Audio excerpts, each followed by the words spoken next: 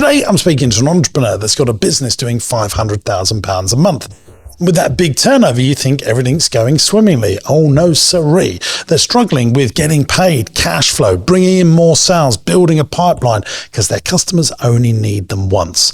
Well, let's find out how we can grow this business.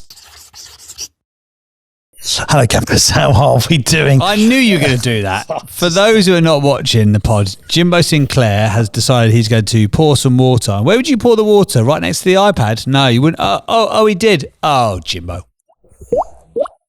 And now he's having a tech nightmare. That was not a jingle. That was JB doing his own voice. I'm impressed by that. Thank you. It's taken me 5 years to impress you. I know.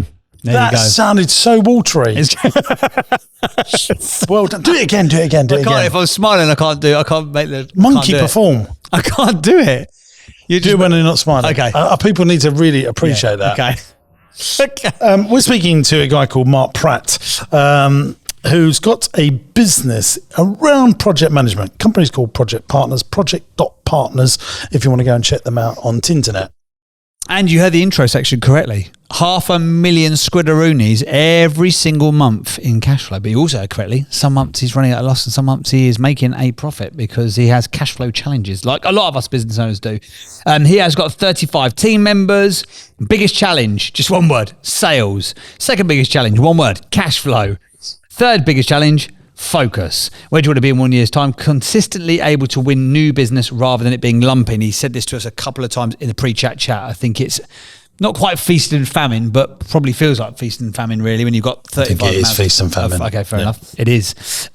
What does the business look like when it's finished? Systemized, process driven, and helping way more people. Do you make the profit that you want? If so, what is it? He says no, currently between minus 10,000 a month and 30k profit per month. Okay. Day to day in the business, he spends his time on sales, marketing, finance, and admin.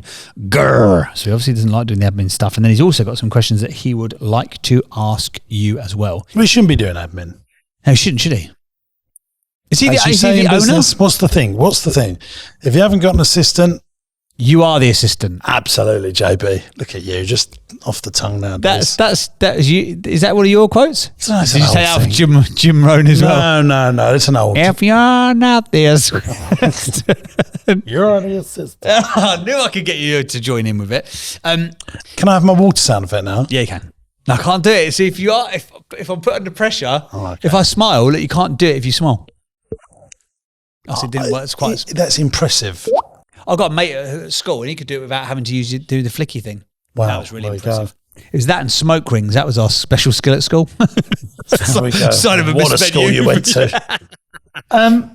Project management, though, let's just talk about this, is a feast and famine business because once the project's done, you need to find new projects. You've got to continually build the pipeline of future cash. Is it a model you're not a fan of? Not really, no. But if you're seriously established, like a consultancy business, and you've been around a long time, I think you always get new clients. But I much prefer a little bit of money from a lot of people a lot of time. Which this is not. No. But I suppose smaller clients, quicker turnover potentially, but potentially much more profitable, I guess. What happens actually is if the business is a SME like this, you're not a BDO, a Grant Thornton, or a KPMG. I think they would do some project management stuff, but I think you would have a sales team that would be out there building the pipeline while you're operating all the time. Where he's trying to do both. He's got to look after his key customers because he's not a £20 million a month business. And that's the challenge. So do you think, I know we always talk about models on the podcast, but do you think that in terms of like the project management stuff, it only really works at the top echelons of that business? That bit in the middle, that sticky bit in the middle is really difficult to do because, like you say, you're still having to do client relationship management, doing of the work, and then managing the process as well. Yeah, I think if I had some spare money and I was Mark, and knowing that admin annoys him, he should get an executive assistant that can run the day-to-day of the business so that he is a full-time income sales marketing generator so that he spends all of his time building pipeline. Which you might, on the minus 10k months, might go, well, I can't afford to do that, but you really Can't afford not to. to. Yeah, absolutely. Yeah, because like I say, if you could spend all of your time doing that's quite a big swing, isn't it? 40 grand variant in their monthly revenue. That's I don't know. And seasonal businesses, that can be true. very, very. But this shouldn't be seasonal, should it? This shouldn't be. Do you remember Woolworths on the high street? Only made profit 2 weeks of the year. Really? The other 52 weeks of the year, 50 weeks of the year, they broke even or lost money. Is that right? They needed that Christmas toy sale to make. They made loads of money. I used to love Woolworths. Do you remember? You're pretty young for Woolworths. Well, there is rumours that they're going to be coming back. Is there? Do you know that Hayley bought something yesterday from Wilkinson's? I was like, I'm sure they got bust. No, one of the big. I think B&M bought them or something. That's right. They bought the online rights to the name, didn't they? I was like, I think you've just been mugged off. I don't think that package is turning up. I think you've been online frauded, my love. So there we go. Before we get into talking to Mark, though, it's got time for, as always, it's time for Jimbo's new favourite part of the podcast, which is this. Interesting quote or fact. Interesting quote or fact. Interesting quote or fact. It's time for the interesting quote or fact of the week. Yeah, there we go. Are you doing quote or fact this episode? Quote. I'm doing fact. You're doing fact. Who's going first? You go first. Okay, I've got two facts for you. A double factor, you say? This really did amaze me. This is a BuzzFeed fact that I'm getting this from. But Sounds legit. Well, there's three things. Warner Music owns the copyrights to Happy Birthday, so it's technically owed royalties every time you sing someone on their big day. No, that can't be right. That's what it's saying, BuzzFeed.news. I thought that after 70 years, the copyright goes. That's why there's a lot of Sinatra songs floating about now. Happy Birthday 70 years old in the current format? Must be, mustn't it? Yeah, I would have thought so. If Bill Gates were a country, he'd be the 37th richest country on earth. No, and really? My absolute favourite fact, McDonald's first menu items were hot dogs, not hamburgers. Really? I thought that was interesting. Goes back to one of your key components. If you don't evaporate, if you don't innovate, you evaporate. So there you go. What's your quote, sir? My quote is, and it's actually worked out quite well for Mark's episode, if you do what you've always done, you will get what you've always got. Absolutely love that one. And I think that is worth bearing in mind. And as we go into the conversation with Mark today, if there has been feast and famine, if it is peaks and troughs, if you continue to do the stuff that you've always done, because you would think like a project management company, they go in and they help get projects across the line. Treat yourself like a project and create a project framework for having consistent sales. There we go, baby. Just project manage yourself. There we go. That's JB for you. There you go. Done. We don't even need to do the rest of the conversation. No, thanks for listening. We'll see you next week. Yeah, ta-da. But I realise there's probably more nuance to it, and maybe I don't understand all of the intricacies of project management, having never worked in a company that's more than 30 people. Shall we get him on the pod? Yeah, let's get him on the pod. Hey gang, we're going back to the pod in just a moment, but I wanted to tell you about Entrepreneurs University. This is a platform that I've created for entrepreneurs and business owners that are serious about growth. There's 100 video lessons from me on everything in business, raising finance, buying companies, property investment, and everything in between. Attached to each video is a downloadable PDF that goes into more detail about what we've learned in the video. It goes one step further than that because I've also put stuff that you won't get anywhere else onto Entrepreneurs University. The lessons go into way more detail, but not just that. You're going to get my business plans, my spreadsheets, and all the files that I use to drive the KPIs in my business. Just think about how powerful that could be for your business. And here's the good news. You can try Entrepreneurs University for free. 14-day free trial. After that, it will cost you just $49.99 a month. That's less than a pair of Nikes to grow the profitability in your business. There's a link in the video description, and I cannot wait to see you in Entrepreneurs University. Mark, thank you for your time. Thank you for joining us today on the podcast. Could you, if you don't mind, sir, could you give us a little synopsis of the business and tell us in your own words a 60-second upsell sales pitch kind of vibe of the company? Cheers, guys. Thanks for having me on. So, my name's Mark. I run a business called Project Partners. We're a project management consultancy, and that means when companies need to bring in some temporary help to deliver a project within their business, we're one of the people that they can reach out to get it delivered. And we do all sorts of projects, technology projects, people projects, system projects, process projects for all different types of companies, financial services, retailers, other businesses. So quite a broad range of stuff. So could you give us an example? And obviously, not mentioning names and brands and all that kind of stuff, but could you give us like a? I think you should mention some of the brands. I don't know if he's allowed to or not. Well, he's got them on his website. Oh, fair enough. Yeah. Well, then dish the holder. If I think you should be very proud of some of the people that you're working with. Yeah, absolutely. So what would be like a typical project-ish, if there was such a thing as a typical project that someone would come to you, a brand would come to you for? Sure. So obviously every project is individual, but a typical project, one of the kind of more larger projects that we've delivered was my team delivered a cloud-based data lake for Tesco Bank. So that's kind of a technology project for Tesco Bank to build something called a data lake, which is kind of a place where they would store all of their data so they can again report on it better and make better kind of more database decisions in their business. So we did that one. We started that one about nearly 5 years ago now, and it took us 18 months, 2 years to completely do.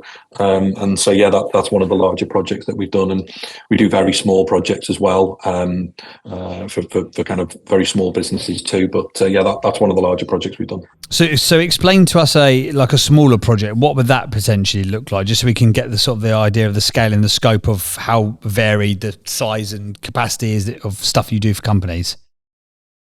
Yeah. So, for example, there was a business approached us. They were they had 2 or 3 people in their finance team, and all of them were leaving in quick succession. So they were going to be exposed in terms of no one knowing how their finance department really works. And so they asked us to come in and document all of their processes so that new people could come in and pick it up. And that was kind of a 4-week, 1-person type project to kind of document those processes. So that's kind of at the other end of the spectrum. Okay. And in both of those instances, how did these clients find you? Are they Googling documenting process for FD, and you come up because you've done amazing SEO, or is it reputation in the marketplace? Is it paid ads? Is it sort of content on LinkedIn? How do people find you and know that you do this stuff, as it's so varied? Yeah, good question. I mean, we don't really, and maybe this is the nub of the issue, we don't really have any inbound in terms of our marketing. So everything that we do is originally generated through outreach and networking and relationship development.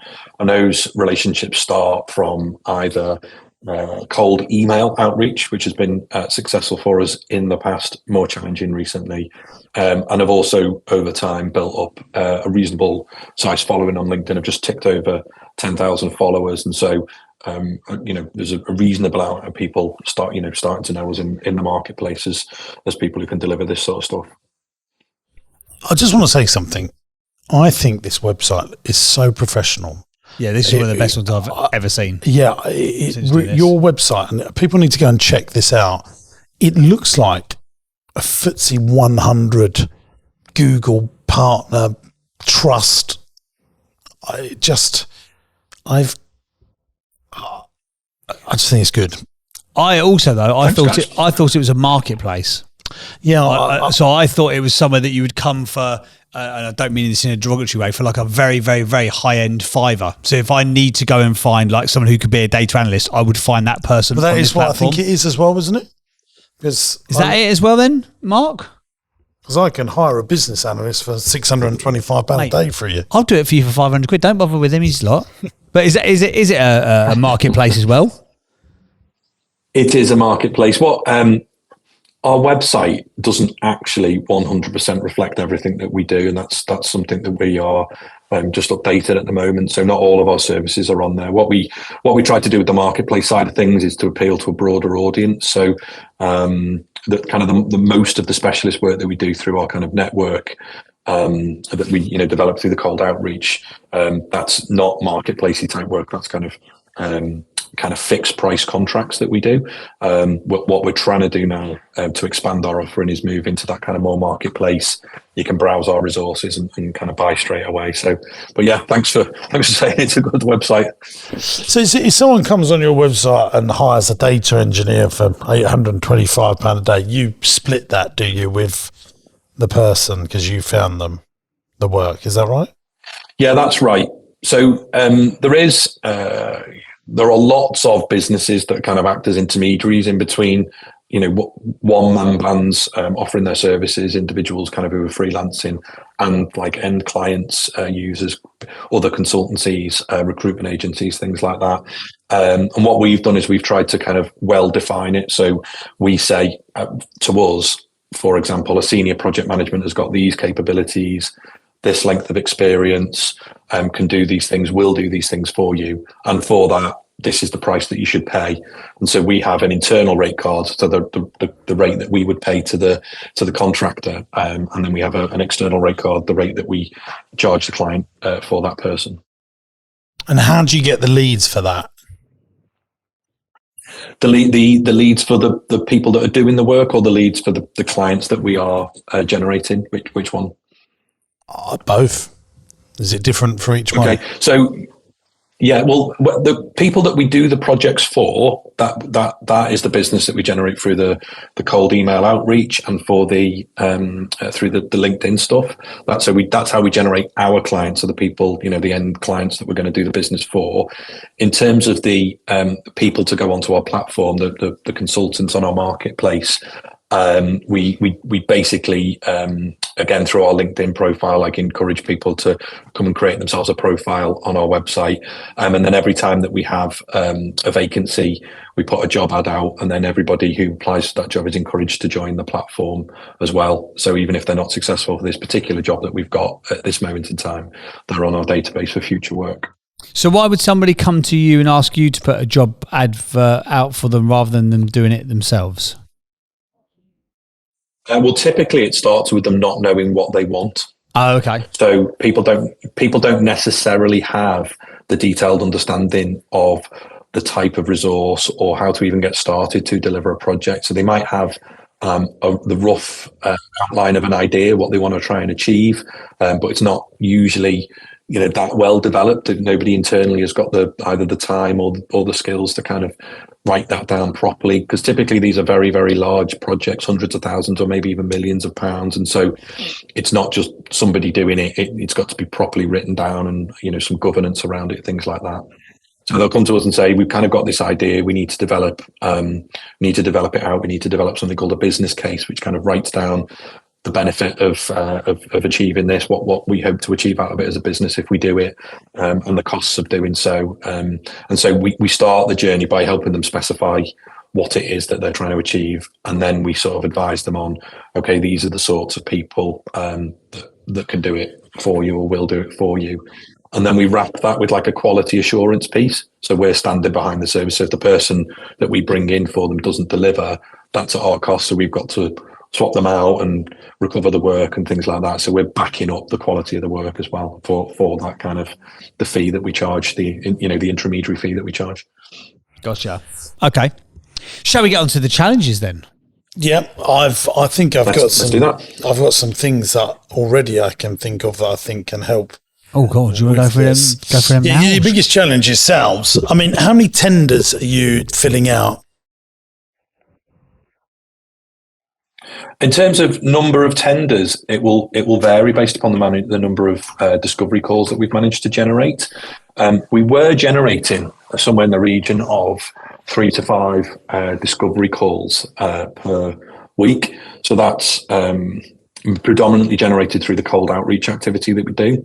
So we would identify people who may be in the market for our service, or people that look like people that we've already done work for, usually through like LinkedIn Sales Navigator. So we would then run.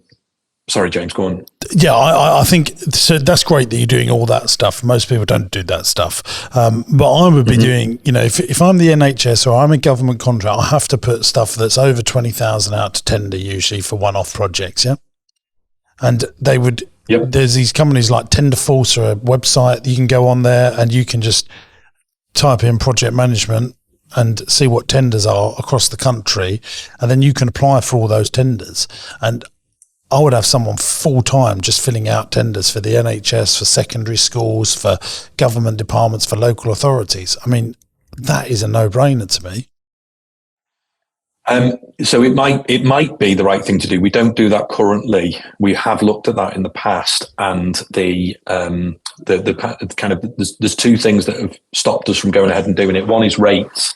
So the on those platforms, our perception, maybe we need to check it again, is that the rates that they will pay are kind of typically quite a lot below market, what we can get good quality resources for.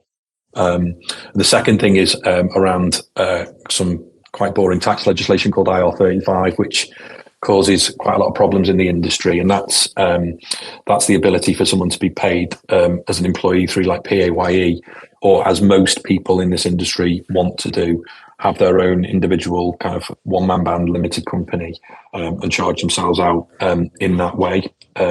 So typically public sector contracts are vast majority, like overwhelming majority, are inside IR35, and again that's less appealing to the sorts of consultants that we work with. How do you know that, but though? Of course it's like worthy of investigation. Because I've done loads of tenders for various things in local governments over the years. I mean, if it comes, I mean, you don't have to go through these tender companies. You could just go to the local authority nearest to you and say, look, you know, I want information on Freedom of Information Acts on whenever you're putting out project management things, and you get to know the people in those departments in local authorities. I mean, these local authorities, many of them have budgets of over £1 billion. So like Essex County Council will be over £1 billion, and there's lots of county councils and local authorities that, and NHS trusts. I mean, it's so fragmented. They're all doing their own thing. I mean, I would definitely put some effort into understanding it. And if you need to employ a few people so that you can do those things, surely you do them. Because if what you're doing right now isn't bringing you enough sales, maybe a different approach would. Yeah, you may well be right there. Yeah, it's definitely something we'll have a look at then. Thank you, James. I mean, I mean, even secondary schools, I think we've said this on the pod so often now, that some of these secondary schools have got a £20 million budget to run their school, and sometimes more. And some of these colleges and universities, groups and those, they're grouping them up, and they're putting a CEO that's looking after five schools, and they're £100 million business. And so, you know, definitely look into those things. And a secondary school might not have the rules of a local authority, but if they're 100 million turnover and they're saying, right, we want to connect all these schools together and save money on our IT, or, you know, save money on our recruitment process or our systems process, or whatever it is, project partners could be the fellows to do just that for them. Good stuff. Okay. Yeah, we'll look into that. Thank you. Honestly, do you know that, secondary schools are like all becoming academies with CEOs over the head teachers? Did you know about all this sort of thing? I'm vaguely aware, but yeah, I don't know the details. It is unbelievable. You know, they've huge whacking budgets. You've even got secondary schools looking after primary schools now. It's really weird. Have you? Right. Yeah, we've got this in Essex where, and far flung, you've got a school in East End of London, and then a head teacher looking after a couple in Essex. Really bizarre. And then a couple of primary schools, because they're merging to get economies of scales in actually what you're doing, by the way. So, you know, what might be good to do, Mark, is find an academy CEO and just write them some direct mail and say, look, this is what we do. We save, you know, academies money. We've worked with Handelsbank and Tesco Bank, blah, blah, blah. Use all of that risk reversal stuff and try and contact them, because they'll be looking at this stuff, because they've got 5 big schools and they want to sort of connect them all together, if you like. Okay, cool. Yeah, sounds like a smart thing to do. Okay, we will definitely go away and have a look at that. I mean, your second biggest challenge is cash flow. I mean, you won't have a cash flow problem if you're bringing in more sales. Right? I mean, they are one and same. Yeah, well, that's fundamentally right. I think the answer to all questions is sell more, isn't it? But I think some of the cash flow challenges have been a little bit historical, as I mentioned. You know, the nature of the sort of clients we work with, you know, we're either 1 or 2 months in arrears on, you know, paying the people that are doing the work before we will, you know, collect the cash from the clients. And we've got some invoice kind of factoring facilities in place to mitigate some of that. But just because we've been, you know, quite close to the wire on profitability for a little while, that's kind of pinned us in a little bit on cash flow, and it's perhaps something that we've we've maybe spent too much time looking at trying to, make sure that we've still got the cash to keep the wheels turning versus, focusing our effort and energy on new sales. Well, Mark, two things here, and I said this on a podcast around a month ago. You can offer people a discount for paying upfront for the project. So you can say, look, so the cost of the project's 100,000 if you pay upfront, but if we've got to finance it for you, we charge 5% for that, which we will give you back as a rebate. So the bill is 105 grand, but we will give you a 5 grand rebate or credit note against future projects if you pay us on signing of the project. And there'll be a lot like schools, local authorities, they will do that because they'll want that 5% discount. And however you work that out, but lots of people don't do that. And you really should. And then the second thing is, and I told him about this, lots of law firms do this, you have a delight fee. So you say, right, look, the cost of the project's 300 grand, but if we do a really good job and you're really happy with what we do, we have an optional discretional invoice of £20,000 that you pay us if you feel like we've done a really good job. And it's their choice to pay it, but most people will pay it. That's really interesting. I've not thought of that. Yeah, that sounds really interesting. Yeah. That's cool. Okay, cool. And look, imagine if you put out 200 invoices a year and 20 of them pay that delight fee, that's going to make a big difference to the profitability of your business. Definitely. Okay, that's really interesting. Thanks. When you're doing the email outreach, because this seems to be sort of, it all hinges on this at the moment, what's your process? Do you literally just go into Sales Navigator and you search for a certain role in a department in a company of a certain size? Is that how you guys do it, or how does that work? Yeah, that's how we used to do it about 18, 24 months ago, and it was really quite successful to begin with. I think over the last, since then, lots of they used to be very, very manual as well, and since then, lots of kind of products and services have come into the marketplace, making it a lot more accessible to a lot more people. And I think, again, this is just like perception, but certainly we've seen this. The more people that are doing it, the more crowded the inbox is, the harder it is to cut through.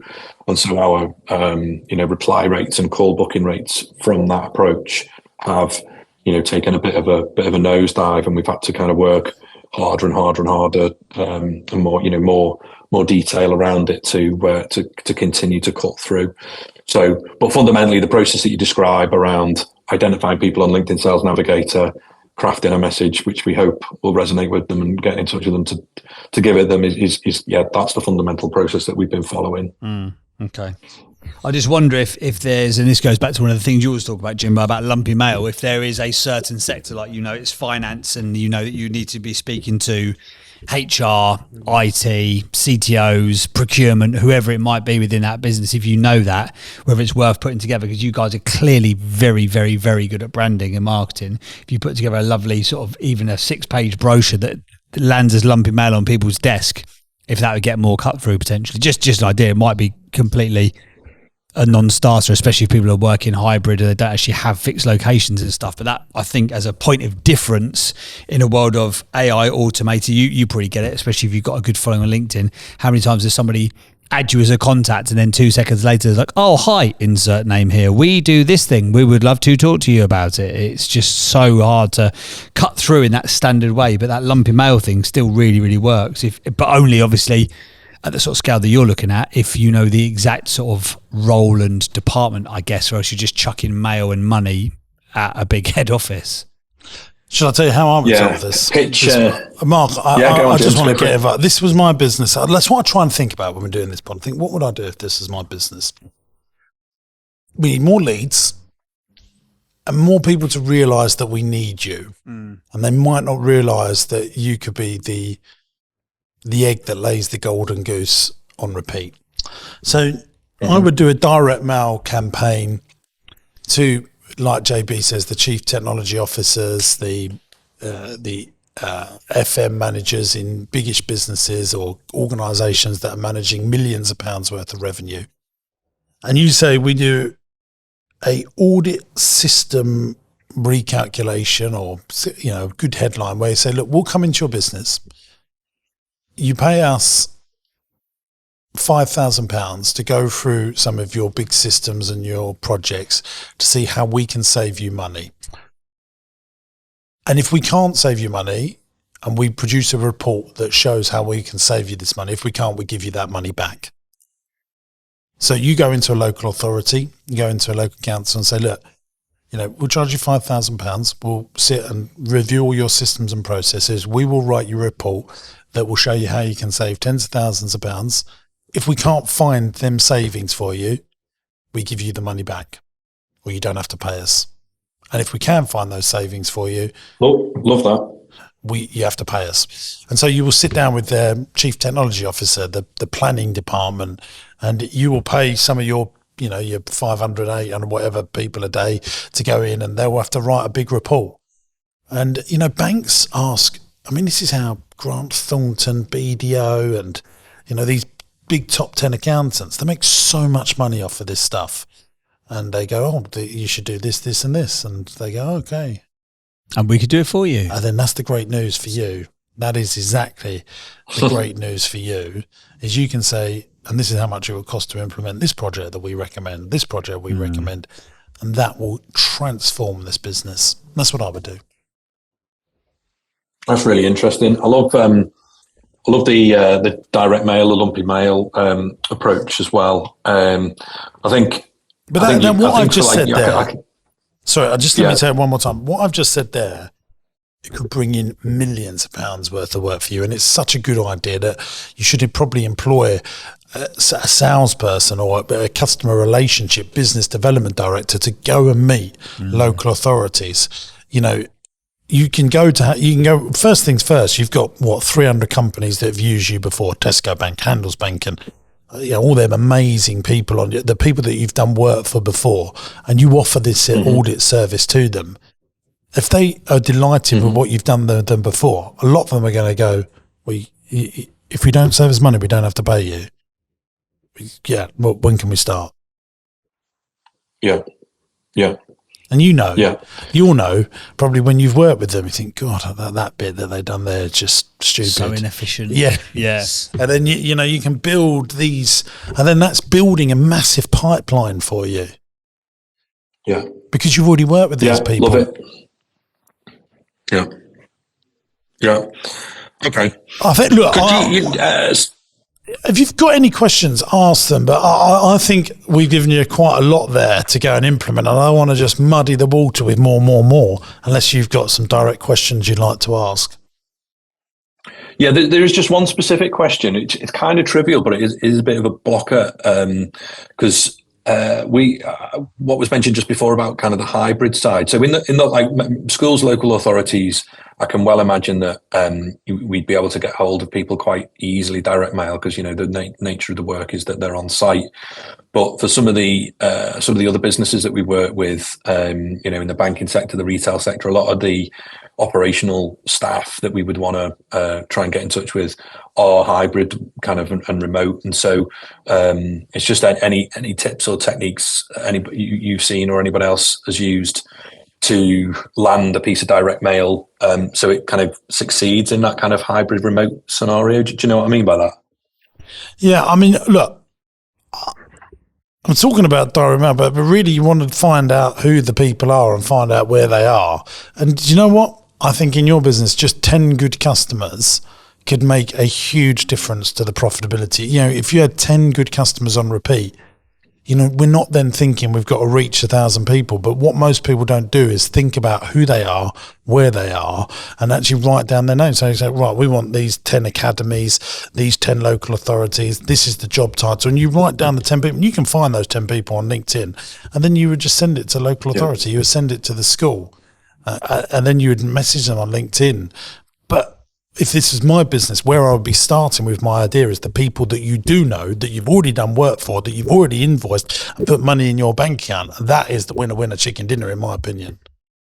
And once you've exhausted them, then go to the new bit. I would be calling Tesco Bank, Handelsbank, and there was the gold Hollywood star of companies on your, I mean, who have we got here, JB? Let's just read some of the people that you've been working with. Tesco's, EFG, BP. BP, I've not heard of them. Have they got any money, BP? I think they got a few quid, I think. Yeah, they're still making petrol, aren't they, I reckon, these days.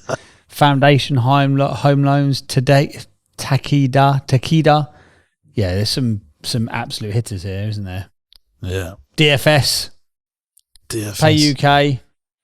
All of it, they're so good. They are good enough for credibility. It will open the door with the rest of them. Al Rayyan Bank, Britannia. Yeah. Yes. Oh, you should be very proud to have those as your customers as well. It's really impressive, mate. Great branding. The website just oozes trust. I really want people to go and see. I think, like JB, I still sort of don't understand completely what you do. I do, but it's because we're not in that space, I think. Yeah. But I think if you're in that space and you're in project management, you'll absolutely get it. It's impressive, you know. And you know what? I think you got it's like all these things. The person that focuses, the business owner that focuses on income generation, gets the good stuff. And I think you've probably got all the tools already there. I mean, it's such a good idea to go back to your existing clients and say that thing where we would come in and audit your business to see if our project management tools can save you lots of money. And if it doesn't, you don't have to pay for it. But you just know that you walk into any of those big organizations and then you'll get paid for it and then you get work from it. I mean, wow. Yeah, it's a great idea and definitely one that we'll implement for sure. So yeah, top tip. Thank you very much. Cool. Well, Top Banana, thanks for listening and being on the business broadcast. You got anything else before we go, or do you feel we've covered everything? I think you've covered everything, guys. I think the only other thing that you just said there, James, which is really interesting, is around that you not necessarily kind of tripping off the tongue about what we do, and that kind of positioning that messaging to perhaps because I'm not necessarily selling always to project people or people that would understand it. It's about articulating it in a way that a business owner such as yourself or others of your sort of size and scale, a business like yours might need services like ours. So how do we position our messaging and we more clearly articulate it to people who aren't in that space, if that's groups of people that we're going to go after? Does that make sense? Yeah, I think it is a good point, and I can't put my finger on it. Usually I can. I just think I've never employed someone to do project management. We've always done it in-house.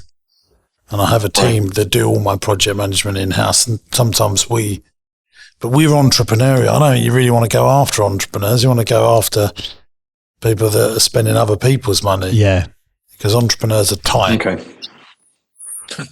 The one thing I would say, though, from a marketing standpoint, I think, because there's some nice resources on your website, but again, I think you could, given all of the other stuff that you do, I think, and I don't always sort of promote this to every business, but I think a podcast for you would be an absolute game changer, telling people how to run projects successfully. And then you could effectively have your clients on as almost like testimonials, and how did we run this project? Almost run it like what was the brief? What was the work that we did, and what's been the outcome as a company? I think that would be really interesting to people, because even like say me and Jim, you say project management, we don't really know because we've never had it before. Like, what even is that? But to your point, you could say, we one of our but organisations like academies, schools, local authorities, a BP will absolutely know what that is. Yeah, absolutely. And an entrepreneurial company, I'm thinking companies up to 100 million quid, they'll be like, I'm paying them to 50, 100 grand to do this. But once it becomes other people's money, they absolutely want you to do it. Does that make sense? It does make sense. Yeah. I think, that sound. Yeah, I was funnily enough, I was thinking as you guys were doing the intro when I was sat here on mute, I was thinking, I wouldn't mind my own podcast, but as a down the line sort of opportunity. But so interesting that you suggested. Get in touch with JB. He's your man for that. We're going to rate you now, though. We're going to rate you now, so you're going to have to wait until this podcast comes out, Mark, to find out how well you've done, baby. Do you know how this works? Have you listened? No, tell me more. Well, Tell me more. we there's 8 traits of great entrepreneurs, and you'll be rated, and you'll have to wait till this podcast comes out to find out how you've done. But you can listen to previous episodes, see how we do it at the end of every episode. So there we go. That's Mark. Before you go there, Mark, where is the place if somebody is listening from Handelsbank or one of those big I companies? bank with them, so it's good. Well, there you go. Well, then Great, if your business, if your bank manager is listening, where should people go and find more information about Project Partners, mate? Thank you very much. It's very simple, www.project.partnersno.com or .co.uk or anything like that. It's just project.partners. Check us out. And even if you're not interested in the project management thing, if you want to look at a beautifully executed website, go and look at this. This is as good a website as I've seen. It's so good. It's phenomenal. The design and the what is it? It's just it just oozes trust. And I know I've said that 100 times. Flows, doesn't it? Go and look at it, guys. Thank you for being on the podcast, Mark. Thank you for your time. Appreciate it. Awesome stuff. There you go. There is Cheers, Mark. guys. Thanks very much. Absolute pleasure. Thank you, mate. There you go. Mark, all the way from wherever he's from. We didn't actually find out. You normally don't think whereabouts in country are you? No, we didn't know. We don't need to know though, do we? Should we rate him? I think we should. Let's grade him, baby. Let's do it. So, hang on a second. I'm on the wrong thing here. There we go. Right, time for the 8 traits of the greats. It's the point of the podcast where award-winning entrepreneur, zeitgeist creator, legend of the leisure and tourism industry, supplier of all things fun-related, James Sinclair goes through his 8 traits of great entrepreneurship, and he rates the guests to find out how they do against his barometer yardstick of success. Jimbo, over to you. Okay, starting with the end in mind. We didn't find that out, but I imagine he would. Half. Passionate about their cause. Yeah, I reckon so. Untold amounts of resilience. Half. Half we don't know. They master relationships with people. Yeah, seems like a nice fella. Yeah. Commercial awareness. I think he does understand yeah. numbers. Yeah. They innovate so they don't evaporate. I think he's very, very willing to, at least, wasn't he? Half. Okay, fine. They're master marketeers. Well, not in terms of lead gen, but in terms of website. Yeah. Can we give him 3/4? Can we give him 0.8? We don't start inventing new Are you decimals. joking? Don't start inventing things. You told me with 15 minutes to spare before we started recording today, you wanted to do an entire new that's my section that favourite part required of a the jingle. podcast now. They stay teachable and curious. He gets 1 for that. Come on then. So 1, 2, 3, 4. Hang on a sec. 1, 2, 3, 4. It's good at counting, isn't it, Jimbo? We're going to give him 6. Just giving him 6. We scored him 5, but we'll give him 6. Your rules No. are just useless. It's actually 6.5. I don't think. Oh, really? Yeah. Oh, fair enough. So we've brought it down a bit. I think that whole... I mean, obviously he's good. He's turning £500,000 a month. I mean, that's not many people doing that. I think what happens off the back of this conversation, he goes, yeah, do you know what? Academies and schools, that's not a bad shout, to be fair. I think he lands 1, then he lands the rest. Oh, yeah. Domino effect, baby. Oh, yeah. And I also think from a lead gen perspective, it's actually easier to find those sorts of places. Because like I say, in a world of hybrid working, you can't get hold of people. Please remember, guys, if you're listening to this, like what people's mindset with direct mail is they're going thousands of people. No, I honestly, for most people, it's just 10.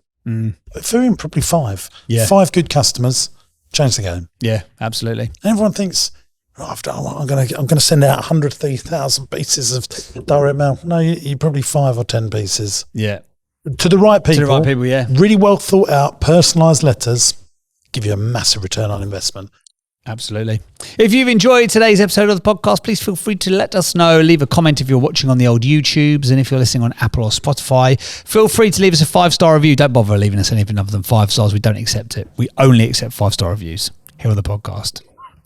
And leave us what your thoughts were or your favourite bit of the podcast was. And please also do let us know, how much of a fan are you of the fact or quote of the week? I love it.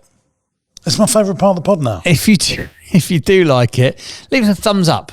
If you don't like it, leave us the angry looking face. Do you know what's really interesting now? Because we've done 5 podcasts today. Yes. So we've been out for 5 weeks now. So it's going to be very much part of the listening experience. Yeah. If you think it's a good part of your listening experience, do let us know. And if not, also do let us know that either way. Yeah. I think this will be coming out in Halloween, this podcast.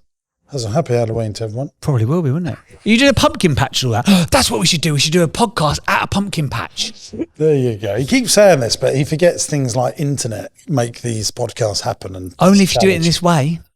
Only if you do it in this way. Don't worry, I've got it all covered off. You just turn up at the pumpkin patch, I'll do the rest. Imagine doing an audio show outside in October. Sounds like a great idea.